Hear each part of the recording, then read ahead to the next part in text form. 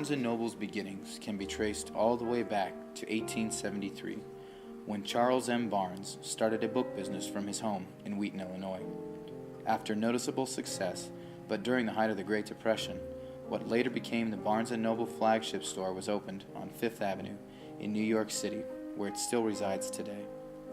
The company's current chairman, Leonard Riggio, was convinced he could do a better job serving students than the current NYU bookstore, and he opened a competing store of his own, the Student Book Exchange, also in Manhattan, in 1965. The store quickly became one of New York's finest bookstores, finding terrific success. Within a few years, Mr. Riggio acquired the Barnes & Noble trade name and flagship bookstore in Manhattan, and transformed the Fifth Avenue store into the largest bookstore in the world, with over 150,000 titles. In 1987, the company purchased B. Dalton Booksellers, an acquisition of 797 retail bookstores that thrusted the company onto the national scene, making Barnes & Noble a nationwide retailer overnight and the second largest bookseller in America. Soon after, the company refined its superstore concept and established the modern generation of Barnes & Noble superstores. Total book sales in the U.S. are nearly $30 billion annually, with modest annual increases. Large chain bookstores like Barnes & Noble, Borders, and Books A Million are responsible for almost half those sales. Barnes & Noble is the industry leader, with 800 stores nationally, almost $5 billion in revenue, and a deep alliance with Starbucks. The Borders Group has about 500 stores nationally, $4 billion in sales, and declining, in association with the lower-brow Seattle's Best Coffee brand, and is currently in severe financial distress. Books A Million just barely makes the cut, with only 200 regional stores east of the Mississippi, a $500 million in revenue, and very uninspired traditional retail shopping outlets. Barnes & Noble's competitive advantage is in providing a strong customer experience at competitive book prices to the rest of the industry. So how do they do it? Fundamentally by focusing their key resources, competencies, and capabilities on customer experience and cost control. The kind of experience you can expect from shopping at Barnes & Noble starts with their locations. Upscale, convenient locations, 800 of them across the United States.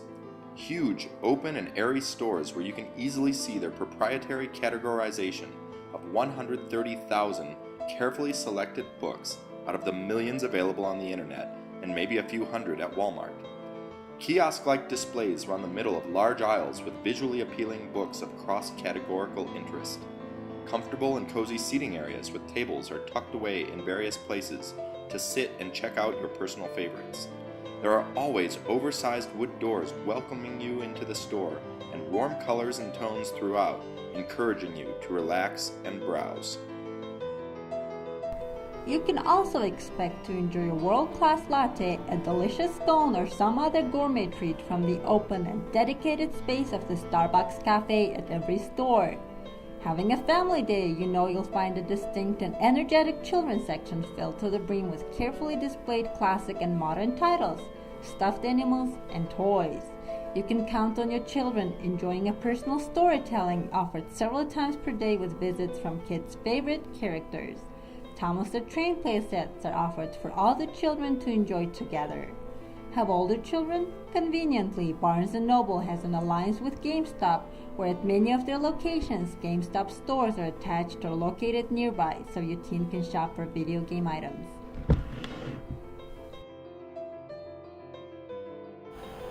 If you pick up a schedule or happen to drop in on the right day, you may find more treats for adults, like a small concert with a music artist, or book signing and poetry readings, or even storytellings for adults. These events definitely won't be the same everywhere because they don't believe in one-size-fits-all. Barnes & Noble provides a local flavor to each location through Community Relations Manager. Are there more baby boomers, college students, or family in a geographic location? Barnes & Noble takes notes and aims to please. Convenient location, an upscale and rich store design, conducive browsing environment, distraction for children, Starbucks coffee with gourmet food, and community folk sounds like a rich customer experience. But Barnes & Noble takes it further. You can rely on Barnes & Noble store having trained booksellers available to answer your question, guide you to area of interest, and make recommendations. Just start from customer service desk. Why are they so friendly? Continuous management, associate training, and industry-leading pay surely helps out. And what about books? After all, that's why you're there, right?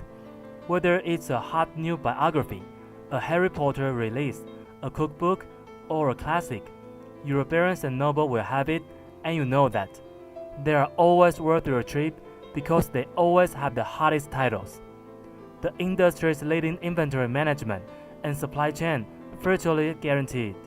Near real-time reporting of product sales per store, major sales velocity, and trend changes for quick inventory adjustments. But books may not be why you are there. Since sales are so seasonally focused on the fourth quarter, you could easily be shopping their large number of quaint or interesting high-quality knickknacks for the holidays. What an amazing experience, but at what cost to the customer? Their book prices are absolutely competitive. Their online presence is the largest bookseller on the internet. Their scale provides for top-tier volume pricing agreements with publishers, and the experience and draw of their stores make them a highly desired anchor tenant in retail plazas. Scale is a primary contributor to their low cost of goods and ultimate pass-through of value to the customer. Supplier relations are also key to Barnes & Noble's cost competitiveness. In an industry where 30 to 40% of book inventories are returned to publishers each year, Barnes & Noble returns half that amount. Finally, Barnes & Noble's financial ratios play into their vision and operating strength, ultimately helping to keep prices competitive and strengthen consumers' perception of Barnes & Noble as an American retail fixture and destination for book purchases. With no long-term debt, strong liquidity, and turnover inventory once per quarter, they are heads and shoulders above the currently failing Borders and the small regional competitor Books-A-Million.